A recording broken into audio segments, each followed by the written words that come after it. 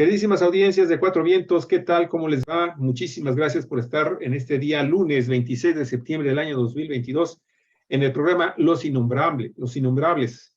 Estamos transmitiendo directo desde la ciudad de Ensenada, Baja California, México, cuando son las 9 de la mañana con 45 minutos. La más cordial de las bienvenidas. Pues miren, el día de hoy, usted lo sabe, hace 8 años, pues el país bueno, en la madrugada del día 27, y ya en la madrugada, en la noche del día 26 de septiembre del 2014, el país comenzó a cimbrarse cuando comenzamos a tener las primeras informaciones de un acto atroz que se cometió esa noche y esa madrugada, allá en Iguala, en el estado de Guerrero, con unos jóvenes normalistas de la escuela Ayotzinapa, de la normal rural Ayotzinapa, y que sin duda alguna se ha convertido en un parteaguas en temas de los efectos sociales, de los efectos políticos, de los efectos jurídicos que jugó ese acto atroz, esa desaparición, primero la matanza de 6 jóvenes, incluso un grupo de jóvenes futbolistas guerrerenses que fueron confundidos como normalistas, y posteriormente pues el hecho de que conocimos que 43 de ellos estaban desaparecidos. Pues la noche de Iguala, amigos y amigas, a 8 años de un crimen de Estado, un crimen más de Estado en nuestro país. Y hay que recordar que la noche de este lunes 26 de septiembre del 2022 se cumplen 8 años en que los poderes institucionales y fácticos del país se coludieron para encubrir uno de los más deleznables y atroces actos cometidos por un sector del Estado mexicano en contra de la población civil. Para ello se creó una versión tétrica que conocimos como la verdad histórica, la cual se usó para ocultar la responsabilidad de los 3 gobiernos, de los 3 niveles de gobierno en nuestro país, obviamente el gobierno federal, el gobierno del estado de Guerrero, y pues varias alcaldías, varias presidencias municipales del estado de Guerrero, principalmente la de Iguala, y también pues para crear una adaptación escénica y política funesta. Se torturó a más de 27 personas para crear esa adaptación. También, obviamente, se protegió los intereses de los grupos delincuenciales que estaban coludidos con las autoridades estatales, municipales en el estado de Guerrero. Y también se fabricaron y se sembraron pruebas y campañas, y se instauraron campañas mediáticas para esconder la verdad y criminalizar a los 43 jóvenes normalistas desaparecidos de manera forzada. En los primeros días de la presidencia que encabeza Andrés Manuel López Obrador, amigos y amigas, por otro lado, ya se creó una comisión para la verdad y acceso a la justicia de este caso penoso de Ayotzinapa, que hoy está planteando una nueva versión, quizás la más certera que tengamos hasta el momento, sobre lo que sucedió antes, durante y después de la noche del 26 de septiembre del 2014 y la madrugada del día 27 también. Y de eso van a platicar precisamente este día nuestros analistas Daniel Solorio Ramírez, maestro en Derecho, activista social, académico universitario y defensor del agua y de los derechos humanos también en Baja California, así como ombudsman de las audiencias aquí en Cuatro Vientos. Y sin duda alguna también está ya con nosotros Armando Duarte Moles, sociólogo, doctor en estudios de desarrollo global, exdiputado federal, académico universitario, consejero estatal de Morena en Baja California. Y bueno, pues también en Baja California, el secretario de Formación Política del Partido Morena. Muchísimas gracias, estimados Armando, Daniel, por estar con nosotros. Bienvenidos. Buenos días. Buenos días. Gracias, Luis. Al contrario, muchísimas gracias. Por orden de aparición, mi estimado Daniel, te toca empezar. ¿Cuál es tu primer posicionamiento sobre algo tan tremendo como es el caso de Ayotzinapa, por favor? Bueno, voy a aprovechar para decirle al público de Cuatro Vientos que la investigación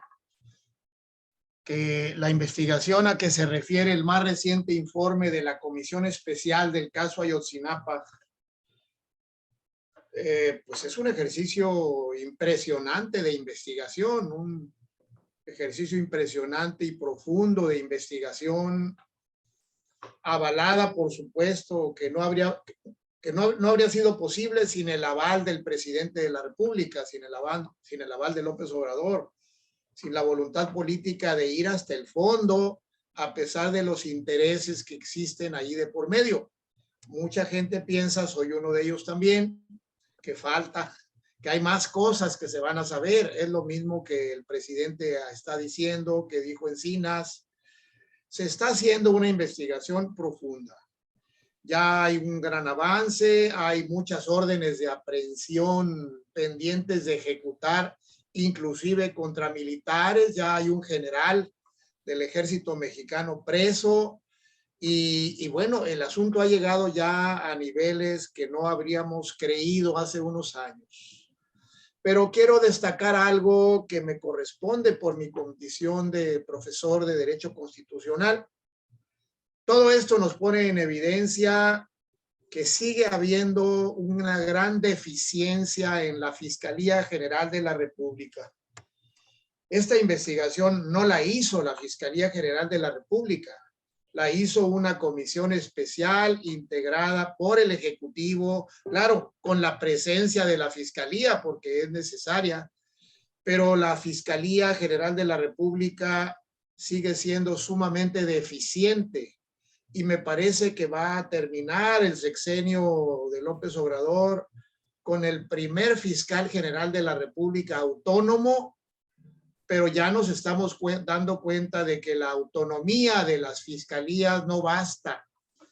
Por muchos años en el mundo académico, decíamos los profesores de teoría constitucional que era necesario que hubiera fiscalías autónomas, pero ya nos estamos dando cuenta de que no basta, de que además de fiscalía autónoma se necesitan fiscalías altamente profesionalizadas, autónomas, fiscales independientes, pero además con personal altamente profesionalizado para la investigación de los delitos.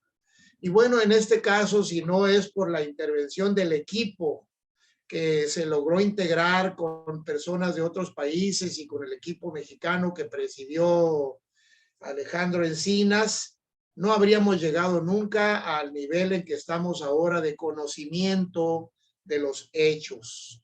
Pues ese es el primer punto que quiero anotar. Vamos a terminar este sexenio todavía sin una Fiscalía General de la República competente, igual que en los estados de la República.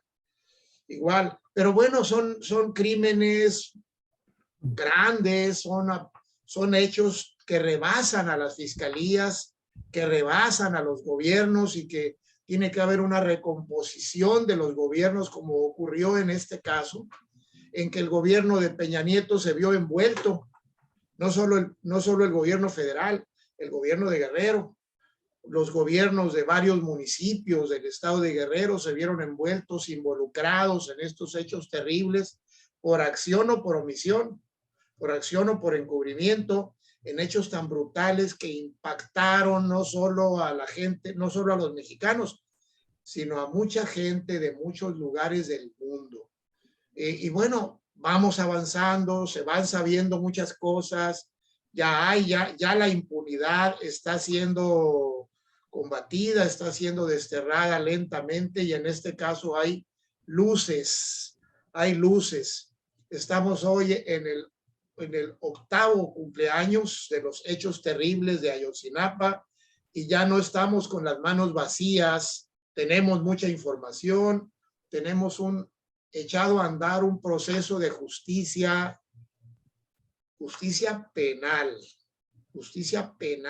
para las familias de los jóvenes desaparecidos y justicia en general, en grande, para este país acostumbrado a la impunidad.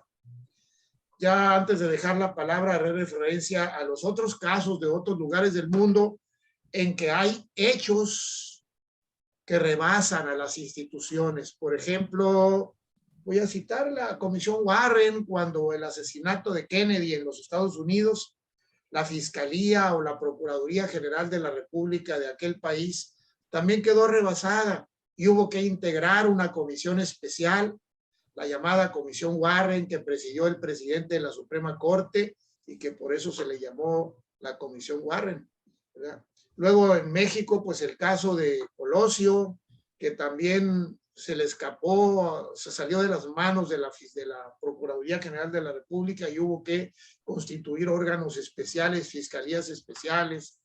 Pero bueno, mi anotación es, necesitamos fiscalías no solo autónomas, fiscalías profesionalizadas, competentes, y todavía no las tenemos. Tenemos avances en este caso, gracias a la intervención del Poder Ejecutivo, que dio lugar a la integración de esta comisión que avanzó mucho, que ha avanzado mucho en la investigación de este terrible caso.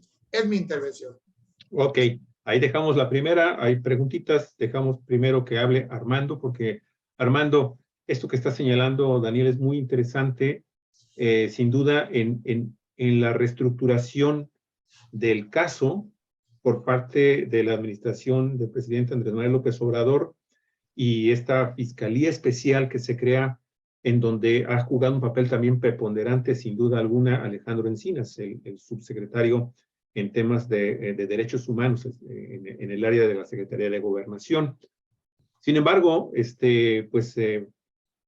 destaca en los últimos días, ¿no?, el hecho de que hay filtraciones, de que hay cosas que se están manejando de una manera muy oscura y que pareciera ser que incluso, al menos hay alguna sospecha por parte de un sector también de la población y de las mismas autoridades, el que posiblemente sea la Fiscalía General de la República quien haya filtrado estas partes que permanecían ocultas del informe, que hoy se va a ampliar, ¿sí?, para los familiares de los desaparecidos, de los 43 muchachos desaparecidos, y que pues han generado un enorme malestar al grado tal de que hemos visto también en los últimos días, pues presuntamente jóvenes que están vinculados con la Normal de Ayotzinapa y que están provocando algunas situaciones también muy tensas con relación a las instalaciones de la Fiscalía General de la República y de la misma Secretaría de la Defensa Nacional en el Campo Marte. Incluso por ahí ya salió la versión de Alejandro Encinas diciendo de que hay infiltrados, cosa que ya se había dicho precisamente cuando se da a conocer este primer informe en agosto pasado. Entonces aquí nos gustaría mucho conocer, Armando, en tu primer posicionamiento, ¿cómo ves este tema en los últimos 4 semanas, en que esto ha ido creciendo de nivel en cuanto a la información que marca la pauta entre la verdad histórica y este nuevo informe y estas nuevas investigaciones que no concluyen todavía? Adelante, por favor. Sí, bueno, yo creo que lo primero que habría que destacar es la diferencia en el tratamiento del problema entre el régimen anterior y el actual. Este gobierno llega con la promesa de investigar en aras de conocer la verdad de este terrible acontecimiento, que para el anterior gobierno había sido ya dado el carpetazo. Ya se había construido una supuesta verdad histórica respaldada por un conjunto de declaraciones y evidencias que hoy podemos ver que fueron declaraciones obtenidas con base en la tortura y evidencias que fueron creadas para precisamente justificar o fundamentar una hipótesis, la famosa teoría de la verdad histórica, que no tenía sustento en la realidad. Entonces le crearon evidencias para sustentar esta hipótesis. Y aquí ya entramos en el campo de la especulación, cuando decimos cuál fue entonces el motivo o la razón por la que el anterior régimen decidió construir esta narrativa y el de llevar a cabo toda una estrategia de encubrimiento. Y aquí uno puede formarse diversas conclusiones o conjeturas, desde aquella que señalaba la necesidad de mantener la gobernabilidad y darle solución rápida a un asunto bastante doloroso y delicado, y que podía detonar, como detonó en realidad, la inconformidad y el reclamo de la ciudadanía frente a un gobierno que estaba teniendo serios problemas ya para el 2014 en materia del control de la situación. Empezaba a escapársele de las manos.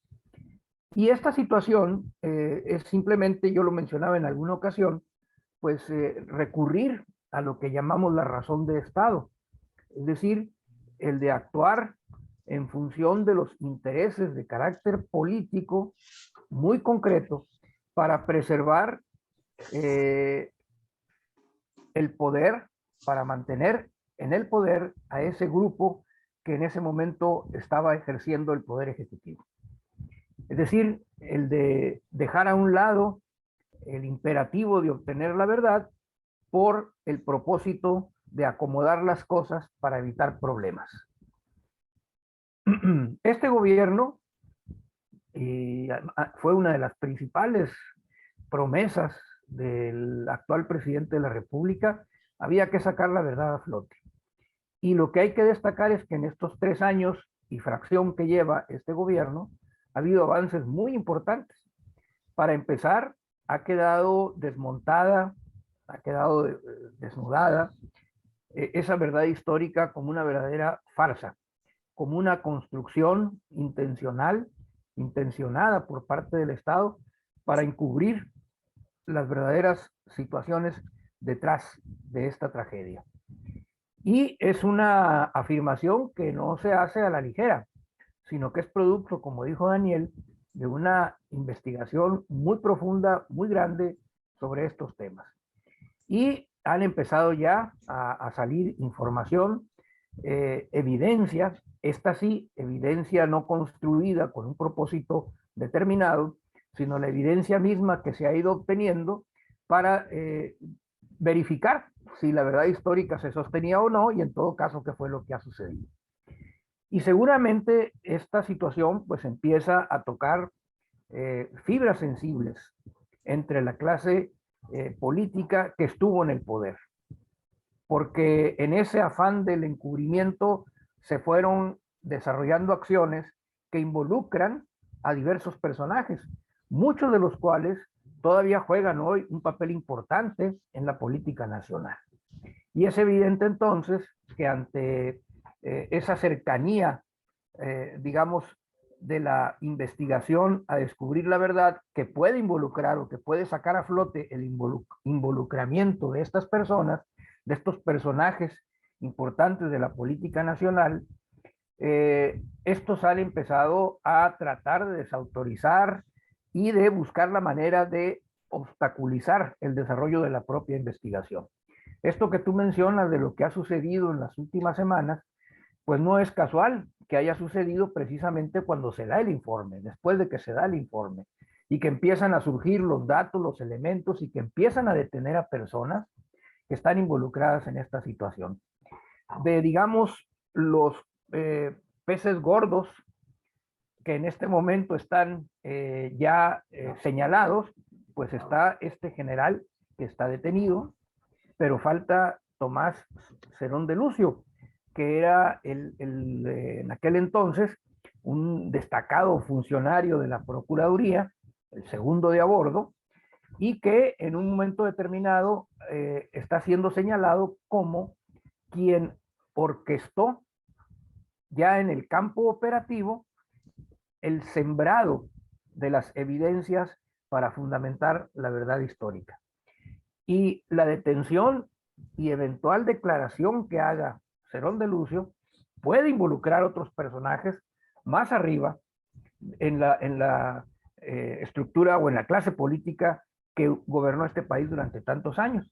Y creo que eso es lo que se pretende evitar, se quiere evitar, ¿no? Y desautorizar, hay una narrativa en ese sentido, de que se ha hecho mucho escándalo y no se ha avanzado nada, que esto está estancado, lo cual desde mi punto de vista no es cierto, pero que se pretende imponer esa narrativa para que la gente diga, pues es más de lo mismo, todos son iguales y no se va a llegar a ningún resultado. Pero a mí me parece que estamos ya en el umbral de conocer más a fondo lo que verdaderamente sucedió. Y por último, quiero mencionar que también refleja que el poder de esta clase política que ha sido desplazada del gobierno sigue siendo muy fuerte y que tiene bolsas de resistencia, bolsones de resistencia al interior de las instituciones. ¿Cómo podemos explicar que se haya filtrado a la opinión pública el informe que presentó la Comisión de la Verdad y que había sido dado a conocer en sus términos generales, pero que los detalles que son sensibles para la investigación, que habían sido mantenidos en reserva, bueno, pues ahora de repente se filtra? ¿Quién pudo haberlo filtrado? Tiene que ser alguien dentro de la Procuraduría. ¿Con qué propósito? No lo sabemos, pero esto refleja que hay una falta de control, hay una falta de dentro de la Procuraduría para cuidar precisamente estos aspectos que son sensibles a la investigación y que incluso tienen que ver con la protección de la integridad de los propios, de las víctimas, en este caso de los padres y familiares de los estudiantes desaparecidos. Entonces, esto es un reflejo de que hay estas resistencias y de lo que está intentando hacer o que está haciendo el actual gobierno para encontrar la verdad, va a seguir enfrentándose a este tipo de resistencias que no sabemos hasta dónde puedan llegar. Sin embargo, mi estimado Daniel, para que también nos puedas platicar algo y sacar un poco de luz sobre algunas dudas que están surgiendo, ¿de cuál pudo haber sido también el objetivo de quien filtró estos documentos al periódico Reforma, la reportera del periódico Reforma, y se publican tal cual? Ahora sí, lo que parece ser que se había acordado incluso con los padres de los muchachos, de que se ocultara, ¿no? Se ocultara al máximo todos los detalles de cómo sucedió, quién ordenó y cómo ejecutaron a estos muchachos, porque pues hoy sabemos que eso, la nueva versión que estamos conociendo por parte del gobierno de Andrés Manuel López Obrador da por un hecho de que los jóvenes fueron sacrificados.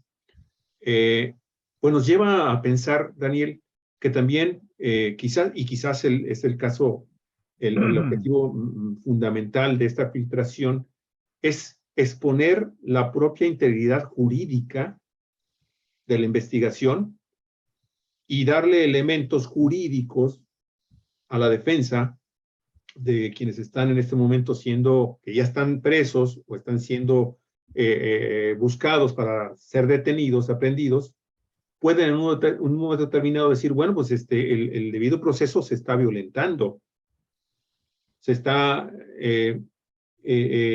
haciendo público algo que específicamente solamente tiene interés de carácter jurídico para la investigación en la Fiscalía Especializada y obviamente pues es llevada ante la Fiscalía General de la República.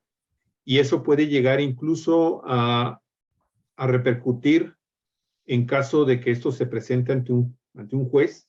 Y tú sabes que también los jueces, y fundamentalmente contra el juez de Tamaulipas, que ha estado exonerando a varias de las personas que fueron detenidas, por ejemplo, ordenó la liberación de todas las personas que fueron torturadas, de diversos personajes que están involucrados directamente. En este caso, se exoneró al presidente municipal de Iguala. En fin, ¿qué tanto entonces, Daniel, afectan estas filtraciones al debido proceso?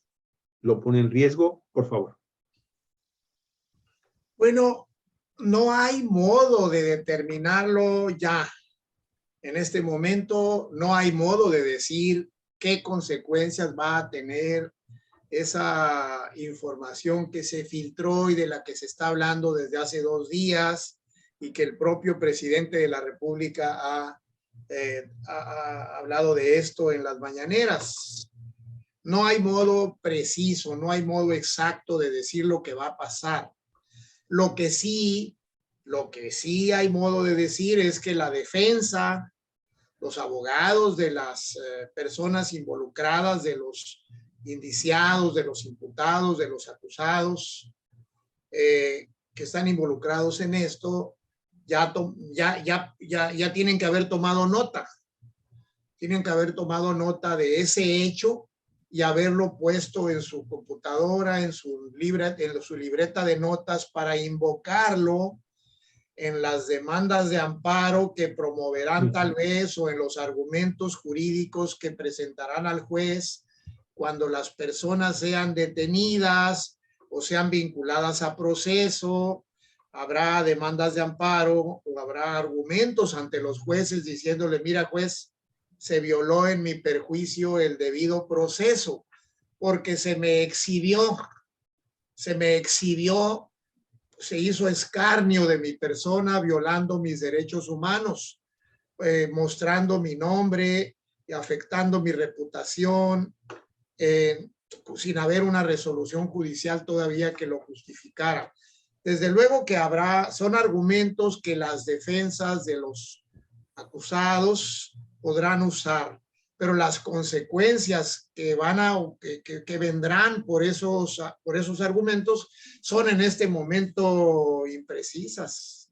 No sabemos cómo tomará el juez en cada caso o los jueces en cada caso ese hecho. Desde luego, cuando la defensa presente esos argumentos, el Ministerio Público podrá dar argumentos en contra de lo dicho por la defensa y habrá resoluciones judiciales. No hay modo en este momento determinar con precisión, pero sí, claro, es una filtración informativa que servirá, que puede eventualmente servir a la defensa para obtener la libertad de algunos de las personas cuyos nombres fueron exhibidos.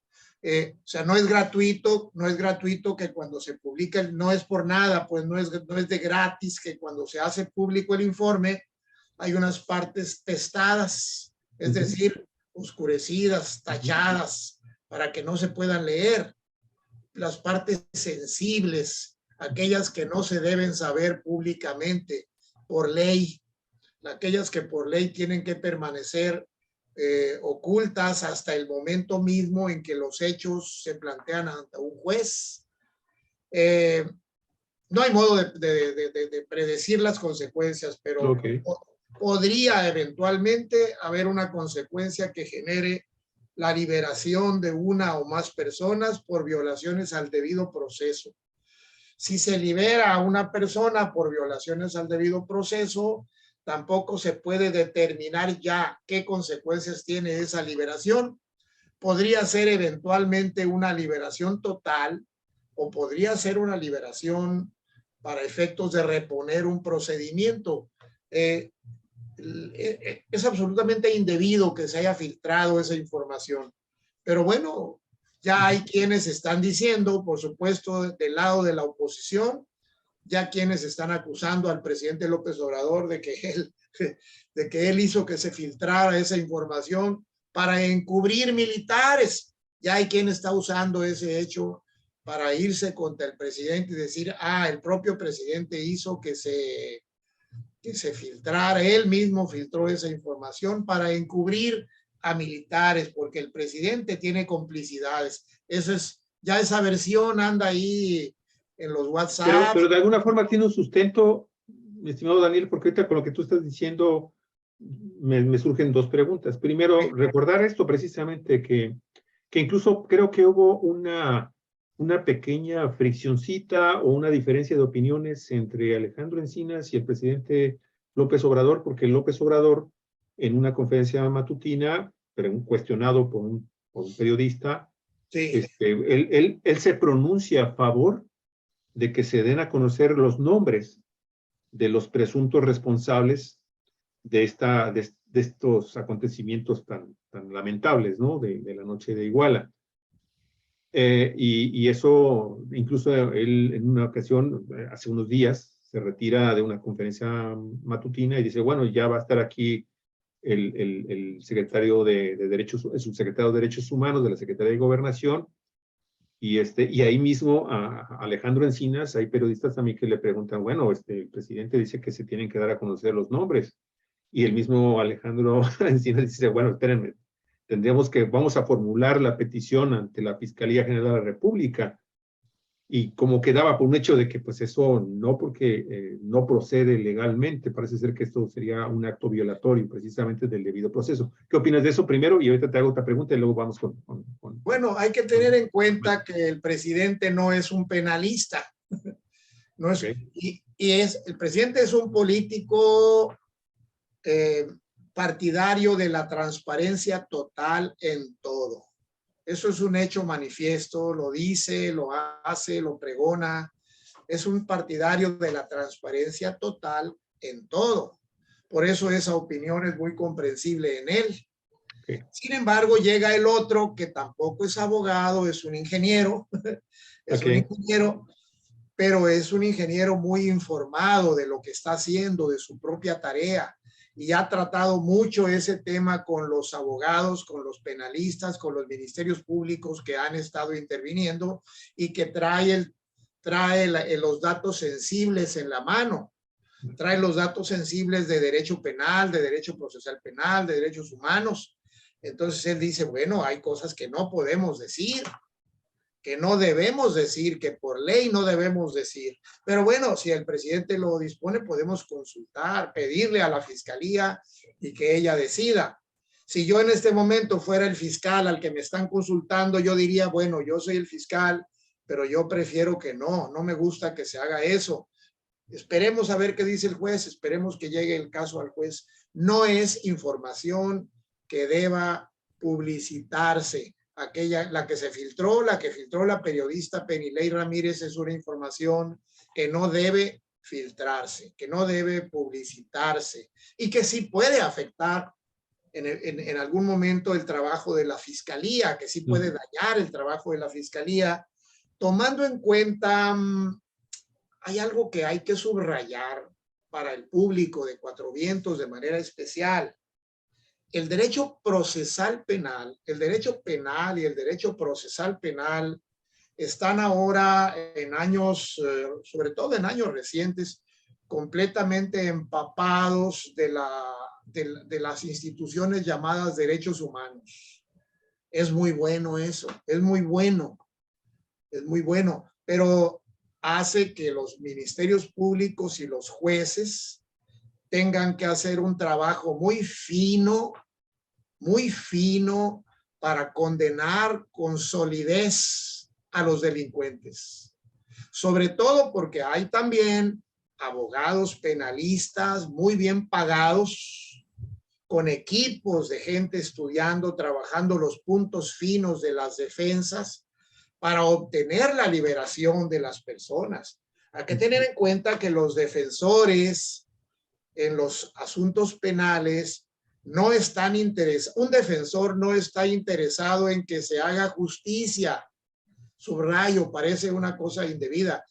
Los defensores en los procesos penales, yo mismo lo he sido en alguna, no tan frecuentemente porque no soy un penalista, pero el trabajo de un defensor, suena feo decirlo, no es que se haga justicia. Si hacer justicia significa condenar a mi cliente, yo no quiero que se haga justicia. Yo quiero liberar a mi cliente. Claro. Porque para eso soy el defensor, para eso me paga mi cliente, para que yo luche por su libertad o por una pena menor, por una pena baja. La fiscalía, por el contrario, debe tener por objeto que se haga justicia, que se condene si hay elementos suficientes. Es una situación, son posiciones opuestas, pues la de la fiscalía y la de la defensa. Por eso cuando el Ministerio Público dice esta información no se debe filtrar, hay que tacharla, ponle plumón negro a estos párrafos, es que esos no se deben saber para proteger la acusación, para proteger la solidez de la investigación. Yo comprendo bien y me parece correcto cuando el presidente dice, quiero que se sepa todo. Eres un político partidario de la transparencia, pero hay puntos donde su opinión no es la que debe prevalecer, sino la de la gente que sabe de procesos penales, de derechos humanos, de sentencias judiciales. Perfecto. De sentencias judiciales. Por eso cuando el presidente, me parece injusto lo que el presidente le dice al juez Ventura, de por allá de Tamaulipas. Tamaulipas, sí. Contestó el presidente de la corte y dijo, pues es que el juez Ventura está dictando resoluciones, pues sí, porque la fiscalía no integra bien sus investigaciones. Sí, ahí en ese punto hay una confrontación que el presidente ha planteado, me parece que ya la ha planteado, pero amerita más análisis, la confrontación de si el sistema jurídico penal está bien diseñado o está mal diseñado. Hay un debate que debe haber primero entre juristas. ¿Se justifica liberar a una persona cuando el juez sabe que esa persona sí es un delincuente, pero por formalidades tiene el deber jurídico de soltarlo? El presidente dice no. Los jueces penales dicen sí. Yo lo debo soltar porque es mi obligación legal, lo debo liberar porque la acusación no está bien hecha, no es culpa mía, es culpa del Ministerio Público. Es un debate son debates que se han dado por muchos años, no solo en México, en el mundo entero. En el mundo entero los debates por los derechos humanos de los procesados, de los acusados. La materia penal es la materia más delicada en materia de derechos humanos. Me gusta mucho que el presidente abrió el debate. Ahí está el debate. El presidente dice, eso que están haciendo no está correcto, dice el presidente, eso no está bien. Claro. Entonces, te lo pregunto así. Es un posicionamiento político lo que sucedió hace 3 días cuando también el gobierno federal mexicano acude ante la fiscalía para denunciar precisamente la actuación del juez Samuel Ventura Ramos. Sí. 120 sentencias que dejaron en libertad a una cantidad similar de personas acusadas de alguna forma por la fiscalía. Yo celebro mucho que el gobierno de López Obrador haya presentado esa denuncia y hay que darle seguimiento porque las resoluciones que se dicten ahí pueden influir mucho en un repensar el sistema de justicia penal. ¿Qué sistema de justicia penal tenemos? ¿Qué sistema de justicia penal queremos? Claro. Hay un hermoso librito del ministro Góngora que yo suelo en momentos como este invocarlo, que se llama El derecho que tenemos, la justicia que queremos. Me gusta que el presidente haya planteado las cosas así porque da lugar a un buen debate. Es lamentable que en el Foro Mexicano, esas pelotas que lanza el presidente como retos no caen en manos sensibles. Llegan a los altos jerarcas del derecho mexicano en la UNAM o en las barras de abogados, las grandes barras de abogados, y estos se dedican a injuriar al presidente.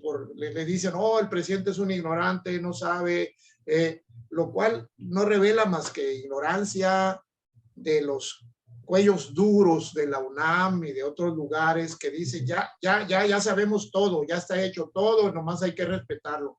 No, el derecho está en construcción, como dijo Góngora en su libro, el derecho que tenemos, la justicia que queremos. Perfecto. Ese es el punto para mí. Muy bien, perfecto, Daniel, ahorita regresamos contigo. Claro. Armando, el ejército mexicano wow. Ha sido definitivamente un personaje que ha estado presente a lo largo de estos 8 años, ¿sí?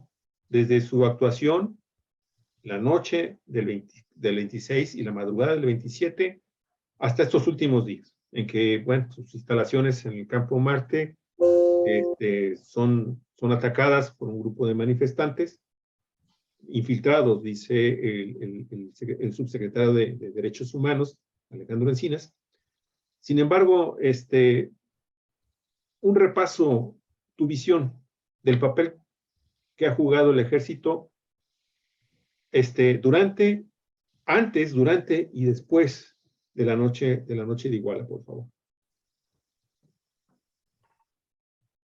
¿Me repites la pregunta, la parte final? Sí, la parte final es precisamente conocer tus opiniones respecto al papel que jugó el ejército, que está jugando el ejército mexicano, obviamente sus altos mandos, en el seguimiento que daba, porque hoy sabemos que tenía infiltrados incluso el ejército mexicano en la escuela en la normal de Ayotzinapa, ¿sí? O sea, sabía de sus actividades, el papel que jugó la noche del 26 y la madrugada del 27 de septiembre del 2014, y todos estos acontecimientos que se han dado ahora que se conoce esta otra versión del gobierno que encabeza Andrés Manuel López Obrador, con algunas acciones en donde pues, ha tenido prácticamente que entregar parte de la información que tiene para integrarla ya debidamente a la investigación que está armando la Fiscalía Especializada. Adelante. Bueno, sí, mira, yo creo que para entender la actuación del ejército hay que primeramente considerar que el ejército es una institución del Estado mexicano que de ninguna manera es autónoma. Es una institución que está subordinada a la autoridad del presidente de la República. Es el presidente de la República el comandante supremo de las Fuerzas Armadas. Es decir, no hay ningún funcionario general, por más alto rango que tenga, que esté por encima de la autoridad del presidente de la República. Y el ejército jura lealtad y obediencia al poder civil. Ese es, digamos, el marco en el que se debe de inscribir la acción del ejército. Entonces, esto nos lleva a la conclusión de que la actuación del ejército está siempre bajo la supervisión, y lo que hace el ejército se hace con la anuencia de quien ejerce en un momento determinado el mando de las Fuerzas Armadas, quien ejerce en un momento determinado el cargo de presidente de la República. Y hemos visto que en la historia de nuestro país el ejército ha tenido actuaciones contradictorias. Por una parte es el ejército de rostro amable, que atiende a la ciudadanía en casos de desastre, que en este momento colabora en las tareas de seguridad pública, en fin. Pero hemos tenido también en determinados momentos una actuación del ejército como aparato represivo del Estado. Es el caso, por ejemplo, de lo que sucedió en el 68, más antes todavía, cuando intervenía en los conflictos de carácter laboral para contener o reprimir las manifestaciones o los movimientos de organizaciones obreras en el país. Caso de los ferrocarrileros, los electricistas, incluso movimientos de carácter estudiantil. A mí me tocó vivir en los años 70, en esa época de la Guerra Sucia, cuando el movimiento estudiantil en Sonora, yo estudiaba la preparatoria en la Universidad de Sonora, la entrada del ejército a la universidad y la actuación del ejército como aparato de represión del Estado, deteniendo estudiantes, encarcelando estudiantes, torturando estudiantes. Estas actuaciones del ejército no pueden, en el caso de un país con la historia como la que tiene México, de que por una actuación determinada se juzgue de manera absoluta a la institución. Por eso es que al principio decía, hay que entender que el ejército actúa bajo el mando del presidente. Y eso que hizo el ejército en un momento dado y en otro, en unas con el rostro amable y en el otro con el rostro duro de la represión, tiene que ver con las órdenes y con el papel que quien ejerce el mando de las Fuerzas Armadas le asigna a esta institución. Lo que tenemos ahora es un presidente que está tratando de utilizar al ejército en tareas que tienen que ver con el bienestar de la población, como son, por ejemplo, el utilizar el ejército en la realización de obras de infraestructura, en la participación del ejército en actividades de seguridad pública y en la atención por parte del Estado a través del ejército de las personas afectadas por desastres naturales. Tenemos ahorita el caso de los huracanes, el caso de los sismos recientes, pero también hemos tenido otros a lo largo de la historia. Tan así que el ejército tiene dos grandes planes o tres grandes planes. Uno de ellos es el plan DN3, Defensa Nacional 3, que tiene que ver con la atención a la ciudadanía. El uno es el que tiene que ver con la defensa de la soberanía. Entonces, es un ejército que tiene diversas actividades. Y ahora, en este gobierno, el presidente está poniendo énfasis en la parte de las actividades del ejército en el marco de una situación para tratar de obtener mayores niveles de bienestar. Por eso es que hoy no vemos al ejército reprimiendo los movimientos. Por eso es que hoy no vemos al ejército en las calles para contener las movilizaciones sociales, sino para combatir a la delincuencia organizada y ofrecer seguridad a la ciudadanía. Entonces, yo creo que esto nos permite a nosotros entender por qué en determinados momentos el ejército asume una postura y en otras otras. Es una situación que tiene que ver con quién está al frente del gobierno, quién ejerce la función de comandante supremo de las Fuerzas Armadas y en consecuencia qué decisiones toma. Por eso es tan diferente la acción del ejército en este gobierno que en la época de los 60s y de los 70s. Habrá que ver quiénes estaban en la presidencia y cómo habían asumido que el ejército debía de jugar su papel en la sociedad mexicana. Hoy, en beneficio de las mayorías, antes para reprimir los movimientos sociales y mantener la gobernabilidad. Esto hay que considerarlo.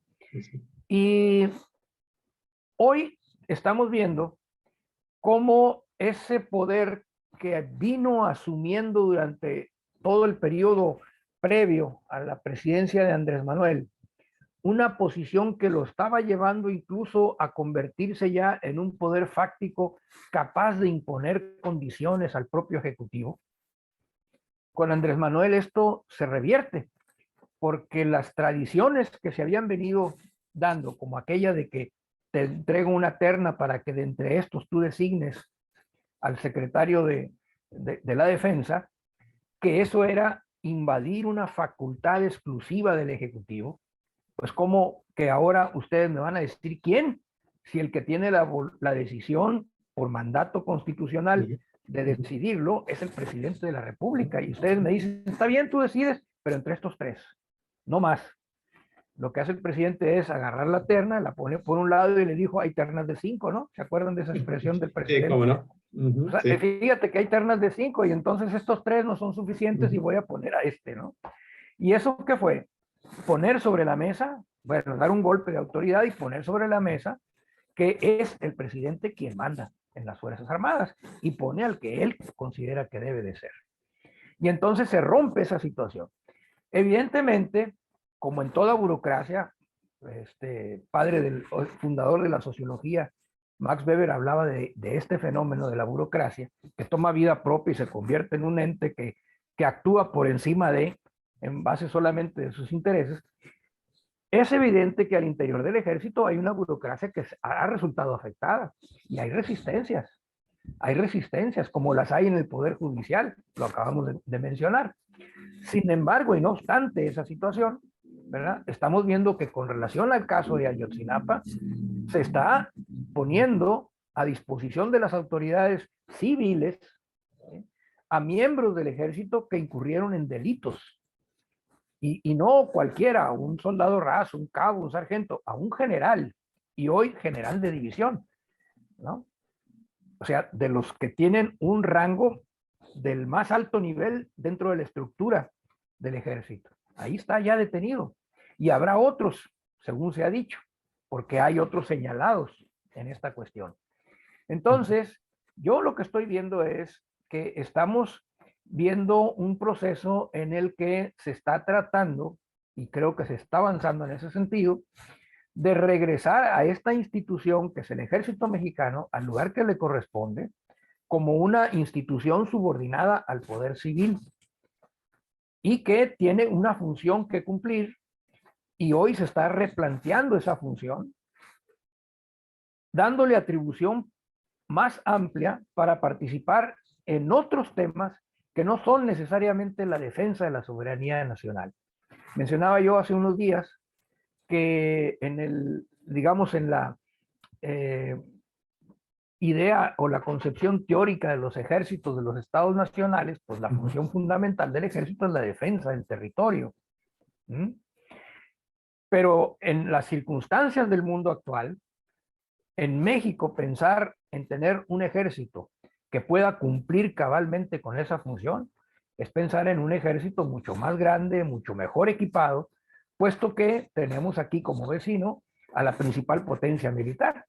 Entonces, sería impensable tener un ejército que esa fuera su función principal, pues evidentemente no está en capacidad de asumirla y de llevarla a cabo.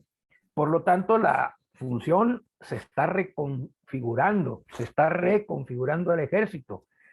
¿Qué vamos a hacer con esta institución con tantos elementos capacitados, formados, equipados, pero que no pueden cumplir solamente y ni siquiera la función de la defensa de la soberanía nacional, ¿no? Entonces, ¿en qué los vamos a utilizar? Bueno, pues ahí están, ¿no? Construyendo obras, aprovechando esa capacitación, esos recursos de que dispone y combatiendo el flagelo de la delincuencia organizada.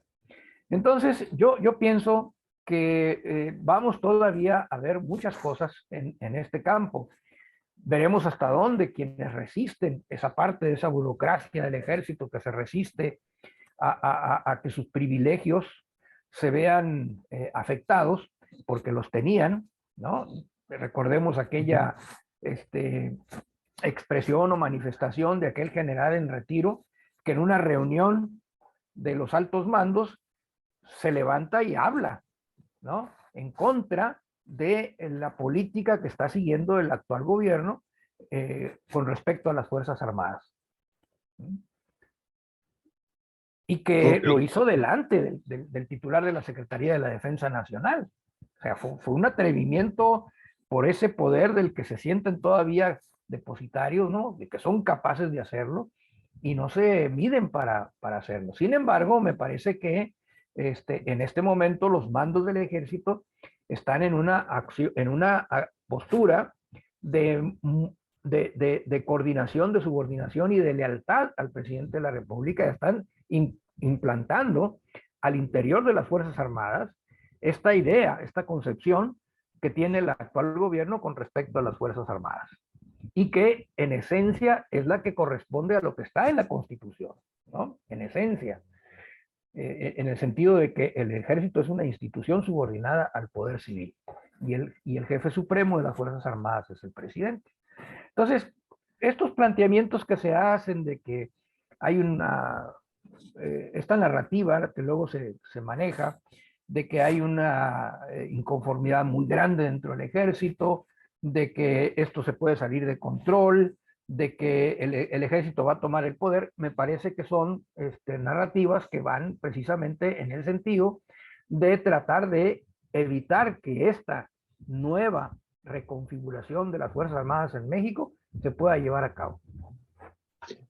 Perfecto. Voy a utilizar ahorita tu exposición, mi estimado Armando, para preguntarle a Daniel Solorio, aun cuando sabemos que no tiene la bola negra para poder ver el futuro y tampoco conocer el contenido, ¿verdad? Tienes cerrado tu micrófono. No te escuchamos, Daniel. ¿Qué comentabas? Sí la tengo. ¿Ah, sí la tienes? Entonces ahorita ya me estoy frotando las manos con tu respuesta. No, lo que pasa, mi estimado Daniel, es que lo que acaba de decir Armando, definitivamente, pues está muy bien dicho.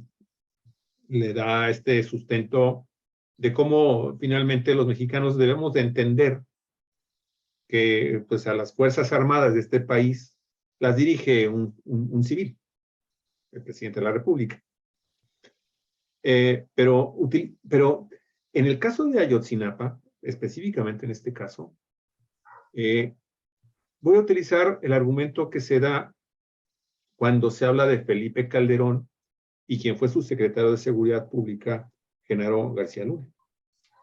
Todo el mundo en México coincide, prácticamente todo el mundo coincide en que, excepto Felipe Calderón, Claro. pero todo el mundo sabe, todo el mundo, incluso hasta abogados, especialistas en la materia, dicen, es que era imposible que el presidente de la República no conociera lo que estaba haciendo su secretario de Seguridad, Genaro García Luna. ¿Sí? Es inconcebible. Él definitivamente lo sabía y han aparecido por ahí personajes que incluso han dicho yo que estuve involucrado en esta área de la seguridad pública con García Luna a la cabeza. Cuando supe de todas estas irregularidades, fui con el presidente, Felipe Calderón entonces, y le dije, mire, señor presidente, hay estos problemas, y él ya tomó su decisión. En el caso de Ayotzinapa, Daniel, y por eso te decía yo lo de la famosa bolita negra, es que yo no sé si hemos tenido la oportunidad los mexicanos también, como nunca, de tener acceso a documentos muy importantes relacionados con estos grandes escándalos. El caso de Ayotzinapa es el último de ellos. Pero nos da pie para que millones de mexicanos, lo que millones de mexicanos truculamos, decimos, y lo mismo, ¿no? Es que es imposible que Enrique Peña Nieto y el secretario Cienfuegos de la Defensa Nacional no conocían lo que estaba pasando tanto en la noche como en la madrugada y en la formación de esa verdad histórica que hoy todo el mundo vomitamos en este país. Pero hasta este momento, Daniel, sabemos que han dicho, bueno, vamos, la investigación se está todavía integrando, están surgiendo nuevos elementos, estamos buscando a ver a cuántos más detenemos y que esos detenidos digan cosas más. Cerón es un personaje importantísimo. Está Murillo Karam, que por cierto ya apeló su vinculación a proceso. Pero, Daniel, hasta lo que tú has leído de los informes y de la información que tenemos, ¿existen elementos para que los mexicanos tengamos la esperanza fundamentada desde el punto de vista legal de que se va a proceder contra el secretario Cienfuegos, quien hay que recordar que fue exonerado en fast track con el tema de su detención en Estados Unidos, cuando lo trajeron a México? Y el presidente de la República, en aquel entonces, Enrique Peña Nieto, ¿crees que se nos dé ese milagro en México? No lo sé. Así como yo no pondría la palabra esperanza, pondría otra palabra, expectativas. Okay. Sí hay expectativas, sí hay posibilidades de que llegara la acción penal, la investigación, hasta arrojar datos de prueba que permitieran abrir un proceso penal contra Cienfuegos y contra Enrique Peña Nieto. Hay una expectativa, una posibilidad. No le pondría yo esperanza porque esa es una expresión más, la uso en otro sentido. Ajá. Yo sí veo posibilidades porque los procesos penales que se están abriendo luego de esa consignación, luego de ese ejercicio de la acción penal de la Fiscalía, hay procesos penales que están empezando.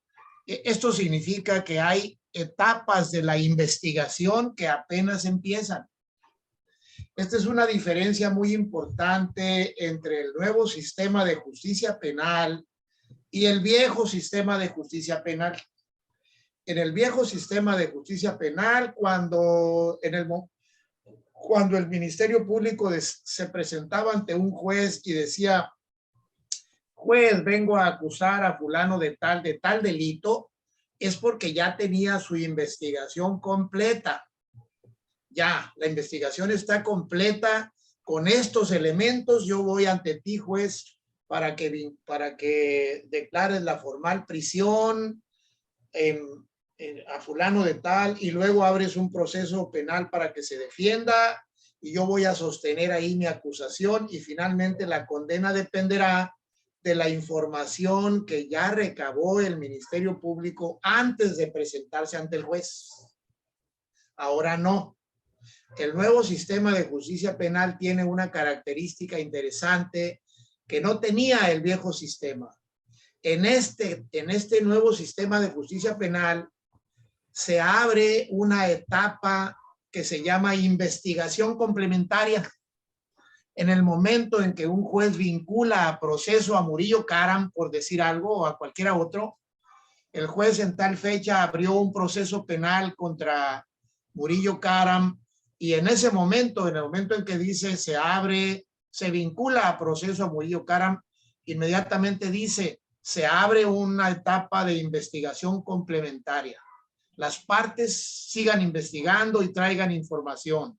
Tanto la defensa como la acusación, como los ofendidos, siguen investigando y recabando elementos que van a presentar ante el juez más adelante dentro del mismo proceso.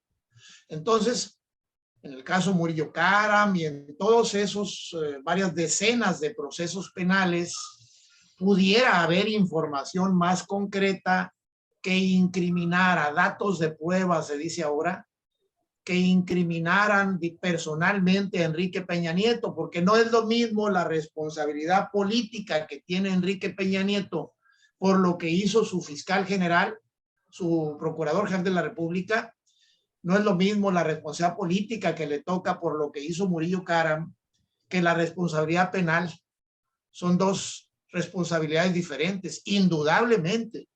Peña Nieto tiene responsabilidad política por lo que hizo Murillo Karam, pero no es lo mismo tener responsabilidad política que tener responsabilidad penal. Entonces, en la investigación que está abierta con motivo del proceso contra Murillo Karam, podría haber elementos para incriminar a Cienfuegos y hasta el mismo Enrique Peña Nieto. Por eso es tan importante lo que está sucediendo en este momento dentro de los procesos penales que hay ya incoados, se dice, abiertos ante la justicia, ante los jueces, llamados jueces de control. Se les llama jueces de control porque son jueces que controlan desde la perspectiva de los derechos humanos las tareas de investigación que se están llevando a cabo. Es decir, las investigaciones están abiertas y ahí puede haber nuevos elementos. Por eso sí, dentro de las investigaciones existe inclusive esos mecanismos que permiten a la fiscalía decirle a Murillo Karam, mira, en lugar de 50 años en la prisión, te ofrezco 20 con tal de que me des elementos porque tu patrón, tu jefe, Peña Nieto, dime qué te dio órdenes él, qué te dijo, cómo fue, qué tratos tuviste con Cienfuegos para que sucediera esto, cómo fueron esas comunicaciones, todos esos elementos puede haber. Es decir, la investigación, subrayo, está abierta. Sí hay expectativas, sí hay posibilidades. Yo no diría esperanzas, pero bueno. No, está bien. Coincido totalmente contigo, Daniel, y gracias por precisarlo y subrayarlo. De hecho, hay que también subrayar mucho el hecho de que lo que conocemos hasta el momento de esta nueva información que nos está proporcionando el gobierno de Andrés Manuel López Obrador se fundamenta en lo que hasta el momento ha hecho la Comisión de la Verdad. Que de hecho en la Comisión de la Verdad, hay que recordarlo, hace unos días atrás también, creo que hace 2 o 3 días, el mismo Alejandro Encinas dijo, bueno, en la investigación que tenemos nosotros como comisión, pues no encontramos en nuestra investigación, hasta el momento no tenemos ningún indicio de la participación de Osorio Chong, por ejemplo, el que era entonces secretario de Gobernación y que hoy es senador de la República.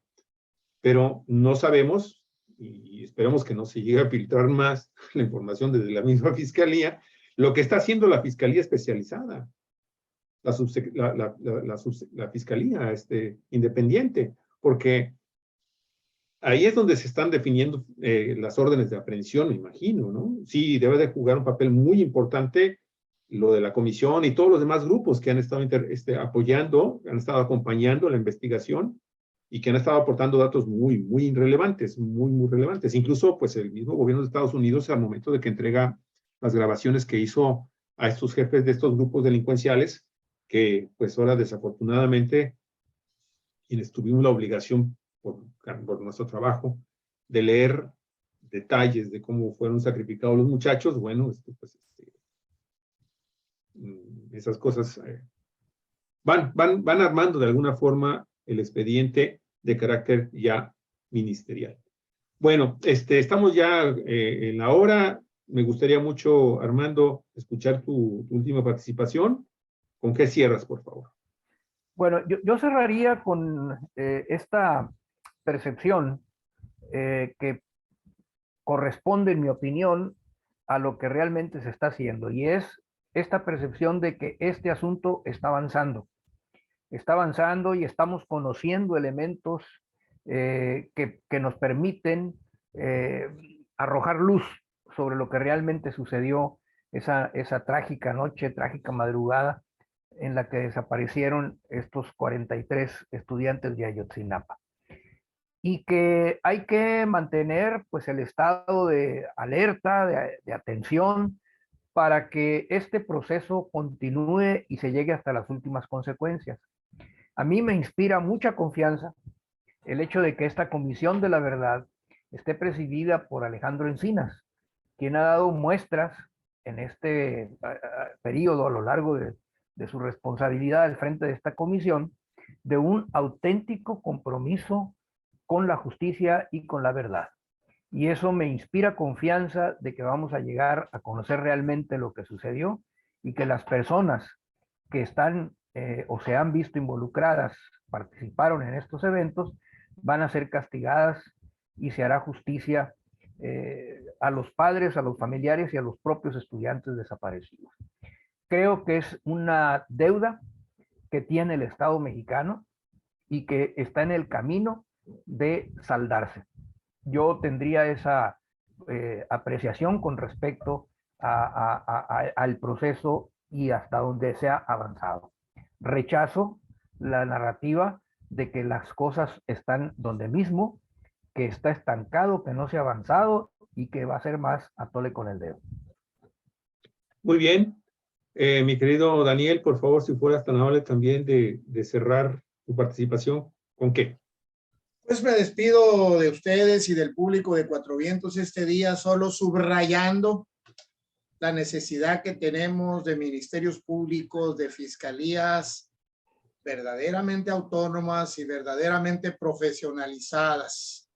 Y no pierdo la oportunidad para lanzarle un reproche, una saeta al procurador, al fiscal general Gers Manero, que ha dejado muchísimo que desear. Creo que si el caso Ayotzinapa se hubiera dejado en manos solamente de la Fiscalía General de la República y no hubiera sido acompañada la investigación o hecha la investigación por el Ejecutivo y esa comisión, no tendríamos nada. No tendríamos nada.